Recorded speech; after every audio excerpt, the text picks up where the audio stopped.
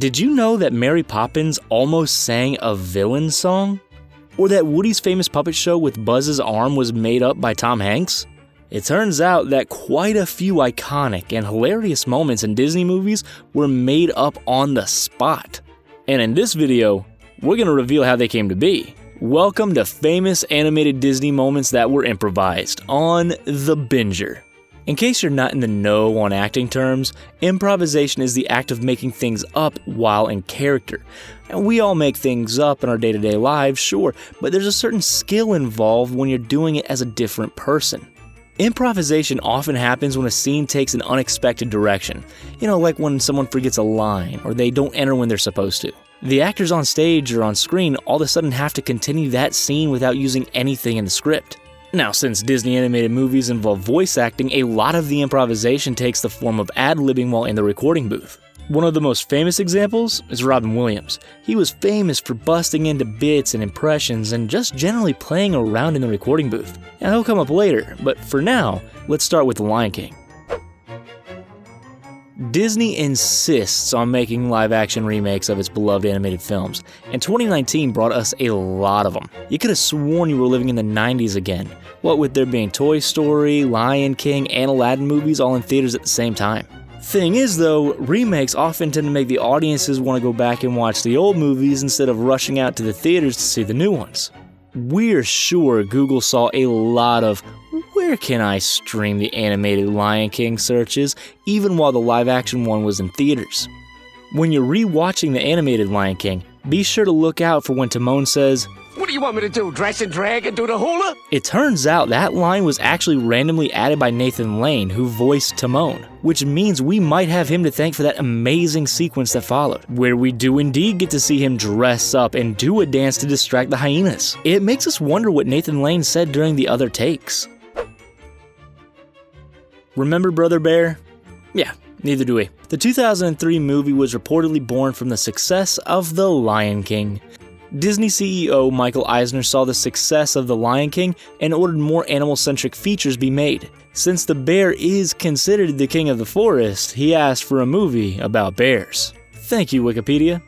Brother Bear clearly isn't remembered as the greatest animated Disney movie of all time, or the greatest anything of all time really, but it does have its moments. In particular, one improvised bit that came from a messed up line reading. Joaquin Phoenix, who played the lead character Kenai, accidentally misnames a character named Bucky as Binky. That would usually be cause to cut and start the scene over, but Phoenix's co-star, Jeremy Suarez, decides to roll with it. In character, he exclaims, "First of all, his name is Bucky, not Binky, and it wasn't a pine cone, it was a pine nut, and it was huge, even bigger than your fat head." The line makes for one of the funnier moments in the movie, and it was completely made up because of a flub. We gotta give Jeremy Suarez credit for making that one up off the top of his head. Just when we thought we were done crying over Toy Story, Pixar had to go and drop some more sadness on us. Toy Story 4 seems to end Woody's story, meaning we probably won't see Andy's toys getting into attics together ever again. That's not to say Toy Story is over though. It'll probably just feature a lot more utensils in the future. So this makes now a great time to binge watch all the older Toy Story movies, to remember a time when everyone was together and happy. It's also nice to go back and remember all the classic bits, like when Woody uses Buzz's dismembered arm to put on a little puppet show for Andy's toys. This is another case where the actor's talent just comes right through. Woody's monologue as he acts as Buzz and himself was completely improvised by Tom Hanks. Apparently, the end result was so good that Pixar decided to just put it right in the movie. Going back and watching the scene, you can really appreciate how Pixar worked around Hank's idea, especially the way they implemented the secret handshake Woody does with the arm. When Aladdin poofed into theaters again with a live-action remake, the response was actually pretty good. Fans had been critical of Disney for throwing out uninspired versions of their favorite animated movies, especially when they tried to force modern themes that just didn't work. It also didn't help that the actors chosen didn't always make the roles their own. Sorry, Emma Watson, you're still Hermione to us. Will Smith, however, bucked that trend by making a great genie. While no one will ever say that he exceeded the late Robin Williams, Smith did manage to put his own spin on the role. His live-action genie had all the swagger and the silliness of the Fresh Prince, and it worked. Still, Robin Williams will probably continue to be the most iconic genie of all time. A lot of that has to do with his manic switches between various personalities and impressions. Williams was known for ad-libbing many bits, and he brought that to the genie. His biggest contribution to Aladdin was the bit where he briefly turns into Pinocchio. That wasn't part of the original movie and actually came from Williams playing around during a recording session. The bit proved to be so hilarious that the higher-ups made the animators go back and edit it into the movie. They probably weren't happy with suddenly having to redraw a scene, but it did prove to be an iconic joke in the end. Looking at some of the newer Disney movies, it seems that ad-libbing is more encouraged.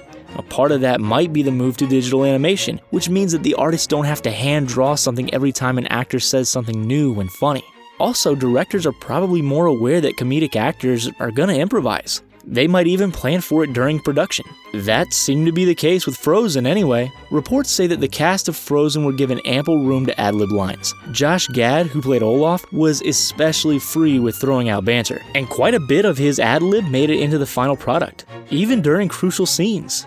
For instance, Olaf's introduction, that contained ad-lib lines by Josh Gad. Remember the, "Oh look, I've been impaled" line? Yep, ad-lib too. If the line sounded casual, that's because it was something Gad made up on the spot during a recording session. Reports say that while Gad added a lot to Olaf, he was sometimes a little bit too much. Frozen's directors eventually had to keep him in check to make sure that Olaf ended up as Olaf and not just Josh Gad in snowman form, which may have actually been pretty awesome in its own way.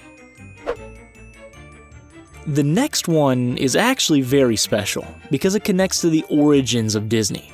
That is to say, it was approved by Walt Disney himself. During Alice in Wonderland, the Mad Hatter gives a crazy speech about fixing the White Rabbit's watch, which is probably a good idea, that way he'd stop running late for all of his important dates. The problem is that the Hatter, being, mad, doesn't seem to understand the fundamentals of watch repair. Rules like, don't put butter in your watch. The scene is iconic, and you can even find a production sell of the moment online selling for $1,000. The whole bit about fixing the watch is the creation of Ed Wynn, who played the Mad Hatter in the Disney version. He improvised the speech on set in front of Walt Disney himself. Reports say that Disney loved the speech so much that he made sure it was put in the final film. There's inspiring your boss, and then there's inspiring Walt Disney.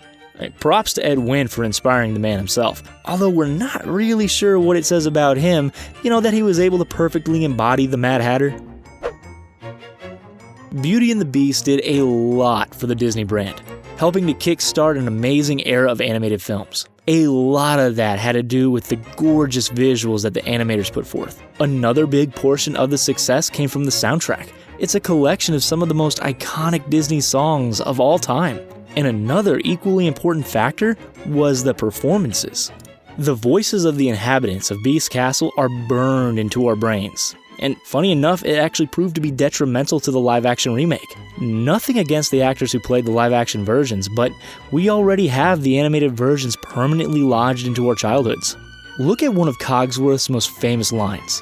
When asked what a man can give a woman, he responds, Flowers, chocolates, promises you don't intend to keep. It's a clever little bit of social commentary wrapped in a rather cynical joke for a kids movie. The line also happens to be completely improvised. Cogsworth's voice actor David Ogden Stiers made it up in the studio. While it makes for a great line, it also paints a bleak picture of relationships. You alright there, David Ogden Stiers? We hope your outlook has turned around in the last few decades. We couldn't just leave Brother Bear alone for the category of Disney movies people often forget about, so let's talk about something from Treasure Planet. Back in 2002, Disney released a creative take on the classic novel Treasure Island. The gimmick was that sailing and treasure hunting all took place in space, making it a sci-fi movie. Treasure Planet actually has a fascinating history. It was the first movie to ever be released simultaneously in regular and IMAX theaters. It was also pitched way back in the 80s, at the same time that The Little Mermaid was pitched. Yet, despite its visual achievements and the time the studio had to work on it, it doesn't get much in the way of love. Its sequel was cancelled and it lost the Academy Award to Spirited Away. There's still a lot to appreciate about Treasure Planet though. The stacked cast, for instance. It has the likes of Joseph Gordon-Levitt, Martin Short, and Laurie Metcalf. The talent of the cast comes through, like in the scene where Silver and Jim are trying to convince Morph to come to them. Believe it or not, that scene was entirely improvised by Joseph Gordon-Levitt and Brian Murray. Imagine being so good that you can improv a whole scene. We're about to stretch the meaning of the word improvisation here, but this one is too interesting to pass up. You see, we always think of improvisation in movies to be the actors saying something off the top of their heads, which makes sense because improv is a pillar of acting. But sudden changes to a movie don't have to be entirely caused by actors. Case in point, a big change to The Jungle Book.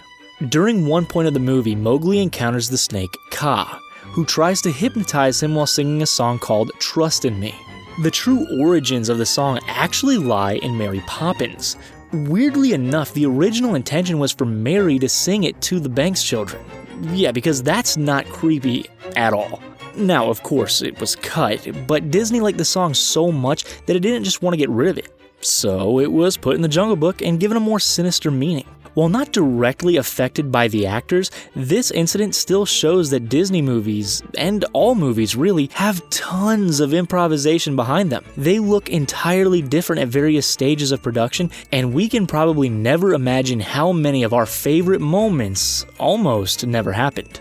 Were you surprised by any of these ad-libbed additions to your favorite Disney movies? Would you like to see another video like this one, maybe covering live-action Disney films? Please let us know in the comment section down below, and be sure to like and subscribe for more from The Binger.